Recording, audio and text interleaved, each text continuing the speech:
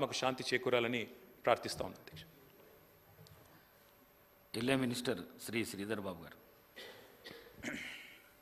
అధ్యక్ష, సికింద్రాబాద్ కంటోన్మెంట్ శాసనసభ్యురాలు కుమారి లాస్య నందిత సాయన్న గారి ఆకస్మిక మరణంపై గౌరవ ముఖ్యమంత్రి గారు ప్రవేశపెట్టిన తీర్మానాన్ని బలపరుస్తూ యువ ఎమ్మెల్యే లాస్య గారి మరణం కంటోన్మెంట్ ప్రజానికానికి యువ నాయకత్వానికి లోటుగా భావిస్తూ ఉన్నాం.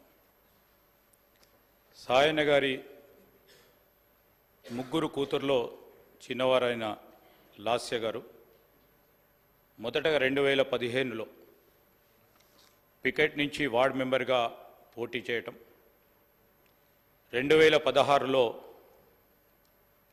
కవాడిగూడ కార్పొరేటర్గా పోటీ చేసి వారి ప్రజా జీవనాన్ని మొదలుపెట్టడం, తదనంతరం అనారోగ్యంతో బాధపడతా ఉన్న సాయన్న గారికి వారి కుటుంబ సభ్యుల ద్వారా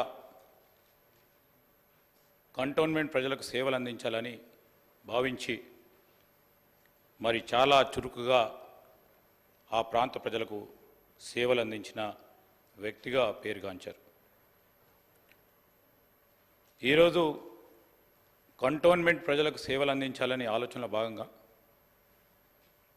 నందిత గారు మరి సాయన్న గారి వారసులుగా ముందుకు సాగాలని ఆ పార్టీ ఆలోచన చేయడం, సాయన్న గారి అనారోగ్యంతో మరణించడం కంటే 2 సంవత్సరాల కంటే ముందే లాస్య గారి తండ్రి సాయన్న గారి కోరిక మేరకు ప్రజా జీవితంలో ఇంకా వేగంగా మెరుగైన రీతిలో పనిచేయడానికి శాయశక్తుల్లో పనిచేశారు.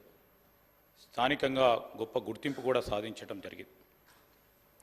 అనారోగ్యంతో సాయన్న గారు మృతి చెందగా ఆయన వారసులుగా లాస్య గారు కుటుంబ పరంగా మరి వారందరూ ఆలోచన చేసి కంటోన్మెంట్ ఎమ్మెల్యేగా పోటీ చేసి చిరుప్రాయంలోనే పెద్ద మెజారిటీతో గెలుపొందారు. దురదృష్టవశాత్తు రోడ్డు ప్రమాదంలోనే వారు మన అందరి దగ్గర నుంచి దూరం కావటం చాలా విషాదకరం. శ్రీ సాయన్న గారి వారసత్వాన్ని కొనసాగిస్తూ